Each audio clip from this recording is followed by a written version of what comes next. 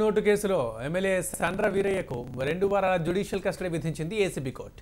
సండ్రను తమకు అప్పగించాలన్న ACB petition రేపు విచారణకు రానుంది. దీంతో సండ్రను చర్లపల్లి జైలుకు తరలించారు అధికారులు.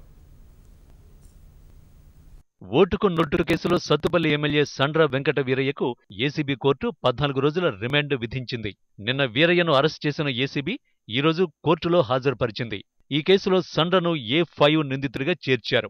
సండ్రకు జైలులో ప్రత్యేక వసతులు కల్పించాలని కోర్టు ఆదేశించింది. సండ్రను 5 రోజుల కస్టడీకి ఇవ్వాలని ఏసీబీ అధికారులు, బెయిల్ మంజూరు చేయాలంటూ సండ్ర తరఫు న్యాయవాదులు కోర్టులో పిటిషన్లు దాఖలు చేయగా వీటిపై విచారణను కోర్టు బుధవారానికి వాయిదా వేసింది. దీంతో సండ్రను చర్లపల్లి జైలుకు తరలించారు. ఆయనకు ఖైదీ నంబర్ 4887 కేటాయించారు.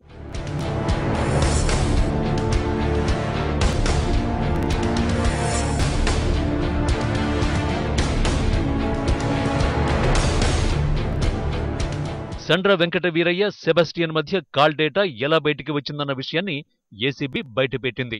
సెబాస్టియన్, సండ్రల మధ్య జరిగిన ఫోన్ సంభాషణలు ఆటోమేటిక్ కాల్ రికార్డింగ్ ఆప్షన్ వల్ల రికార్డయ్యాయని ఏసీబీ కోర్టుకు తెలిపింది. ఆ రికార్డుల్ని కూడా కోర్టుకు సమర్పించింది.